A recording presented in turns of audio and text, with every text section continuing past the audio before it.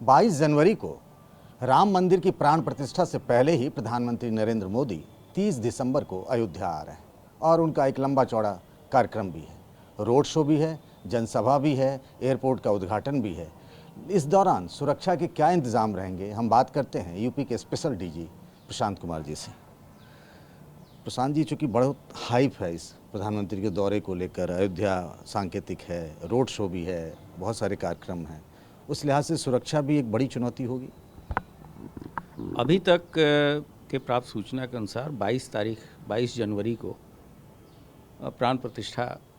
प्रस्तावित है और इस संबंध में शासन स्तर पे उच्च स्तरीय बैठक भी हो चुकी है, जिसमें सभी विभाग के लोग शामिल थे। और जैसा कि सबको विदित है कि एक बहुत ही ऐतिहासिक क्षण है और जिसका इंतज़ार पूरे देश और विदेश में लोग कर रहे हैं। ऐसी परिस्थिति में वहाँ पे अभेद और अचूक सुरक्षा व्यवस्था सुनिश्चित कराए जाने की जिम्मेदारी शासन और उत्तर प्रदेश पुलिस की है और इस संबंध में व्यापक तैयारियां की जा रही हैं। और इस संबंध में जो भी प्रिवेंटिव वर्क्स हो सकते हैं या कार्यक्रम के दौरान जो व्यवस्थाएं होती हैं जिससे कि आम जन को कोई असुविधा न हो तथा आने वाले दर्शनार्थियों को या आगंतुक जो अतिथिगण आएंगे उनको निर्बाध गति से वहाँ तक पहुँचाया जा सके या दर्शन इत्यादि की कराया जा सके, इसके लिए अंतर्विभागीय समन्वय से हम लोग अच्छी से अच्छी व्यवस्था सुनिश्चित कराएंगे। इसके लिए जो आवश्यक जनशक्ति और टेक्निकल चीज़ें हैं, ये सभी चीज़ें की जा रही हैं। और उसके पहले अंतर्राष्ट्रीय हवाई अड्डे का उद्घाटन भी प्रस्तावित है, कुछ ट्रेनों का भी उद्घाटन होगा, लेकिन ट्रेनों का संचालन 22 जनवरी के बाद ही किया जाएगा, क्योंकि 20 के बाद से जैसा कि ट्रस्ट ने बताया है कि अभी दर्शन 2-3 दिन आम जनों के लिए नहीं होगा, अन्य धार्मिक कार्यक्रम चलेंगे और 22 तारीख उद्घाटन के बाद ही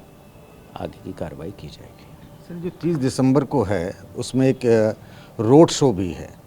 तो उस रोड शो के दौरान चूँकि अयोध्या में है, बहुत भीड़ होगी, जनसभा के लिए भी कहा जा रहा है कि आप और मुख्यमंत्री गए भी थे अभी, तो उस रोड शो में चूँकि लोग बहुत क्लोज प्रॉक्सिमिटी में आ जाते हैं, एक थ्रेट परसेप्शन भी हो सकता है चूँकि बहुत सेंसिटिव है अयोध्या। अभी इस तरह का कोई डिटेल कार्यक्रम नहीं है, लेकिन शासन और प्रशासन हर एक तरह की परिस्थितियों से निपटने के और हर एक कार्यक्रम के लिए अपनी प्लानिंग करके चलता है। तो ऐसा कोई नहीं है कि पहली बार रोड शो इत्यादि अगर प्रस्तावित होगा तो उसके लिए भी हम पूरी तैयारी करेंगे और उस तरह से जनशक्ति, सीसीटीवी, ड्रोन इत्यादि का व्यवस्थापन पहले से ही किया जाएगा और कुछ तैयारियां अभी से ही शुरू कर दी गई हैं। सर, दो तरह की चीज़ें, एक तो जनसभा होगी तो बहुत सारे लोग होंगे, आसपास के इलाके के लोग आएंगे, बहुत सारे लोग अभी भी मना करने के बावजूद भी कि दर्शन बाद में होगा, प्राण प्रतिष्ठा के लोगों की भीड़ रहती है वहाँ पे, तो दोनों आपको नहीं लगता कि थोड़ा सा एक मैसिव टास्क है यूपी पुलिस के लिए? हाँ, इस तरह के चुनौतियाँ रही हैं पहले भी और हम लोग उसको डील करने के लिए पूरी तरीके से सक्षम हैं। और जितने भी हमारे स्टेक होल्डर्स हैं, जैसे धर्मशालाएँ हैं, मठ हैं, होटल्स हैं, सबके साथ हमारी मीटिंग चल रही हैं और ये सभी चीज़ सुनिश्चित कराई जाएगी कि कैपेसिटी के हिसाब से ही लोग अयोध्या में आएँ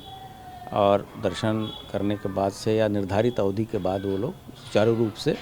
उनका फिर वहाँ से दर्शन के बाद से वापसी भी सुनिश्चित कराया जाए। लेकिन जिस दिन ये 22 तारीख को उद्घाटन का प्राण प्रतिष्ठा का कार्यक्रम है, उस दिन आम जन के लिए दर्शन अलाउड नहीं है। तो उसके लिए सभी से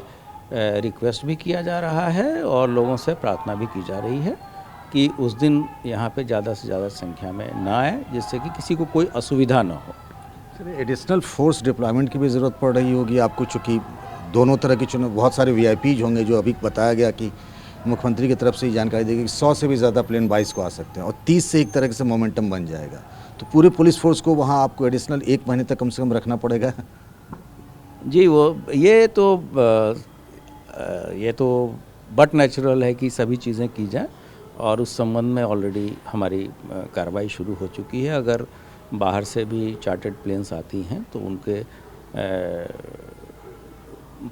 पार्किंग के लिए हम लोग जैसे गोरखपुर है, फुर्सतगंज है,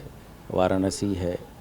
आजमगढ़ है, लखनऊ है, तो इन सब हवाई अड्डों पे हम पार्किंग स्लॉट्स की अन्य जिला प्रशासन और नागरिक उड्डयन विभाग से संपर्क करके चीज़ों को सुनिश्चित कराएंगे ताकि चार्टर्ड प्लेनों के पार्किंग में किसी तरह की कोई असुविधा ना हो और जितने भी महानुभाव या गेस्ट जो इनवाइटेड गेस्ट आएंगे उनको हम उनको दिए जाने वाले सभी तरह की सुविधाएं और सुरक्षा राज्य सरकार और पुलिस विभाग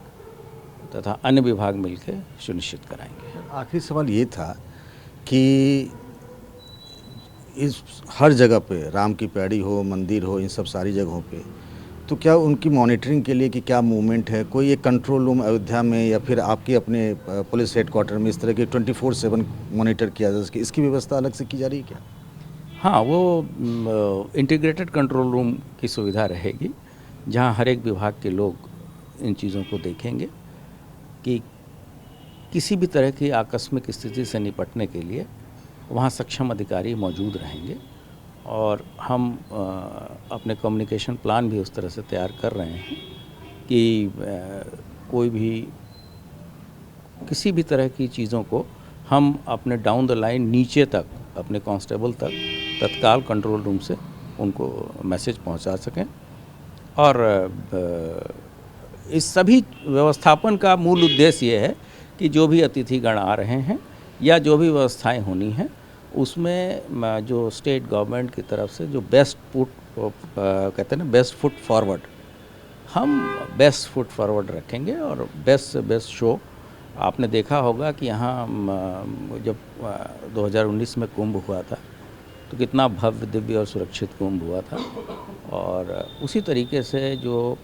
उसके बाद जितने भी दीपोत्सव के कार्यक्रम अयोध्या जी में हुए हैं वो भी बहुत सकुशल संपन्न हुए, उसमें भी बड़ी बड़ी भीड़ इत्यादि आई थी। लेकिन हमारे पास इतना ट्रेंड मैन पावर है और हमारा अंतर विभागीय समन्वय इतना अच्छा है कि मैं पूरी तरीके से संतुष्ट हूँ कि और मुझे पूरा विश्वास है कि हम अच्छी से अच्छी सुविधाएं आने वाले हमारे जितने भी अतिथि हैं, भक्तगण हैं और श्रद्धालु हैं उनको हम मुहैया कराएंगे। ये जो अयोध्या में कार्यक्रम है प्रधानमंत्री के, यूपी पुलिस इससे पहले भी, चाहे वो कुंभ का मामला हो या फिर भूमि पूजन जो अयोध्या में हुआ था, अयोध्या में हर साल जो दीपोत्सव होता है, एक तरीके से कह सकते हैं वो रिहर्सल रहा है। चैलेंज है लेकिन भरोसा है कि 22 जनवरी और उससे पहले 30 दिसंबर ऐतिहासिक दिन होगा अयोध्या के लिए।